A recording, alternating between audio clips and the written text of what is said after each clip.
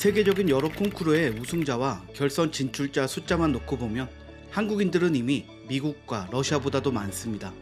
같은 국가 출신의 뛰어난 연주자들이 콩쿠르 대회에 한꺼번에 몰리는 것은 클래식 역사가 깊은 서양을 포함해 세계에서 전례를 찾기 어려운 독특한 현상이라고 하는데요.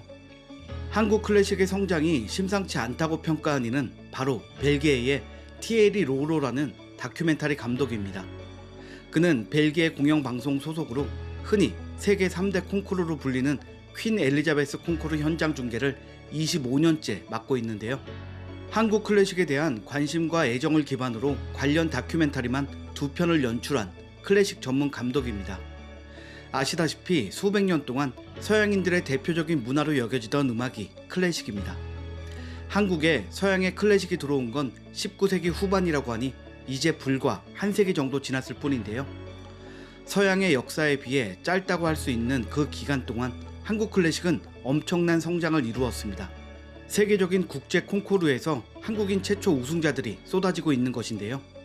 올해만 해도 한국인 최초 우승 소식을 전한 음악인들이 여러 명이라고 하니 앞서 로로 감독이 평가한 대로 심상치 않은 성장세입니다. 올해 5월 핀란드 헬싱키에서 제12회 시벨리우스 국제 바이올린 콩쿠르가 열렸습니다. 한국인 바이올리니스트 양인모 씨는 이 대회에서 한국인 최초로 1위를 차지했는데요. 그는 2015년 이탈리아 프레미오 파가니니 콩쿠르에서 우승했을 때에도 한국인 첫 우승이었다고 합니다. 다른 바이올리니스트 위재현 씨와 비올리스트 윤소희 씨는 올 6월 개최되었던 워싱턴 국제 콩쿠르에서 나란히 우승을 거머쥐었는데요. 현악기 부문에서 바이올린의 위재원 씨, 비올라의 윤소희 씨가 한국인 최초로 1위를 수상했습니다. 위재원 바이올리니스트는 1위뿐만 아니라 청중상도 차지하면서 심사위원과 관중까지 모두 사로잡았습니다. 비올리스트 박하양 씨도 한국인 최초 우승 소식을 전해왔는데요. 올해 6월 3일에 열린 도쿄 국제 비올라 콩쿠르에서 1위에 올랐습니다.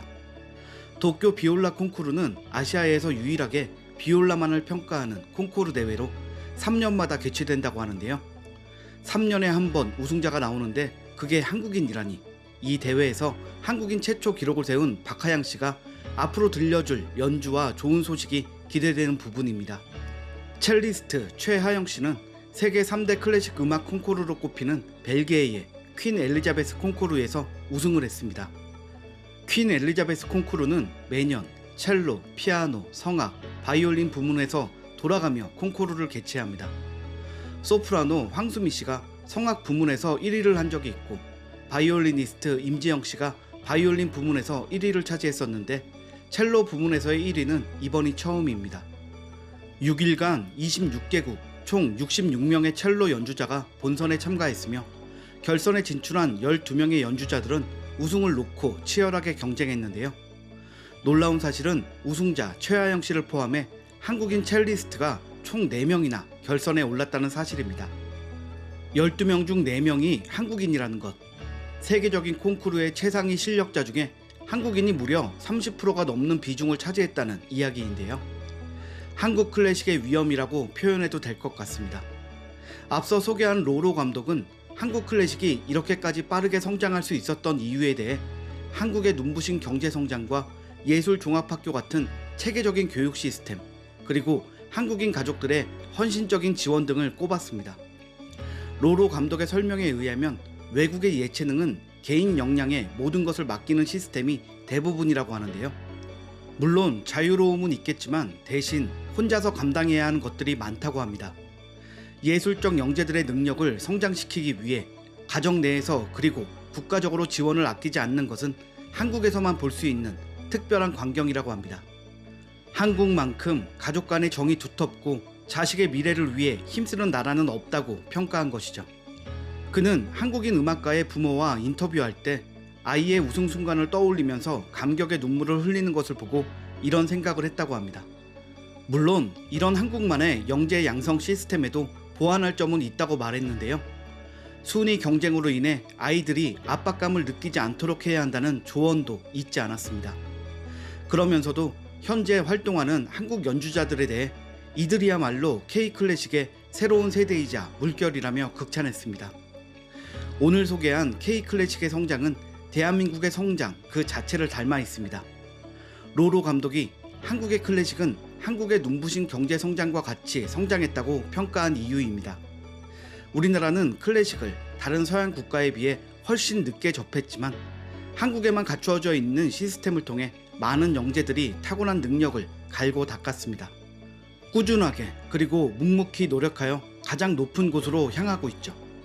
전쟁 이후 황폐화되었던 국가에서 개발도상국을 넘어 묵묵히 노력한 끝에 이제는 공식적인 선진국이 된 우리나라의 성장 과정을 닮았다고 할 수 있습니다.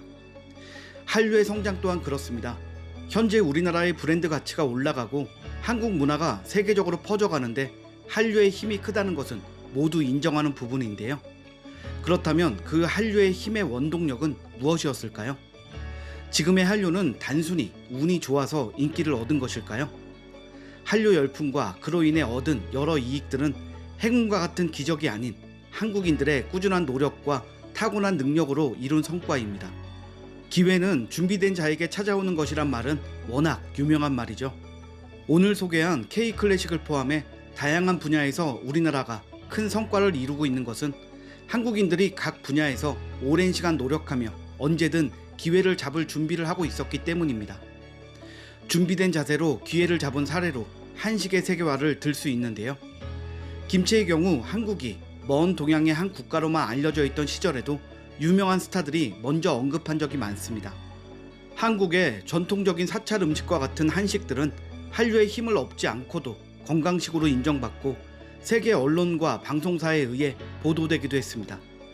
철학자 셰프로 불리는 사찰 음식의 대가 정관 스님의 음식들은 서양의 미슐랭 셰프들과 외신 뉴욕타임즈가 입을 모아 극찬하기도 했습니다.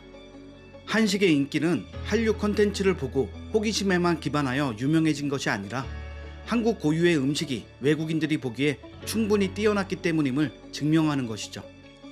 타고난 뛰어남이 한류라는 1등급 연료를 만나면서 현재 한식에 대한 관심이 가장 뜨겁게 타오르는 것이라고 할 수 있습니다.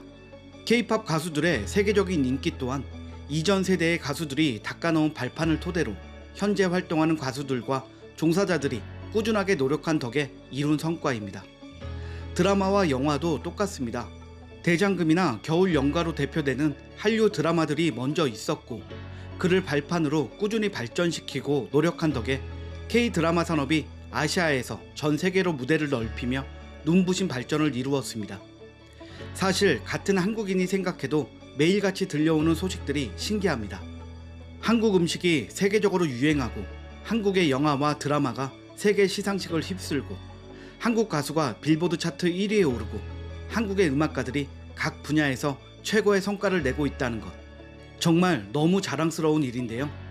이 모든 것이 그냥 어쩌다 운이 좋아서 기적같이 얻게 된 성과인 게 아니라 한국인들의 꾸준한 노력으로 이룬 것이라는 사실이 가장 자랑스럽습니다.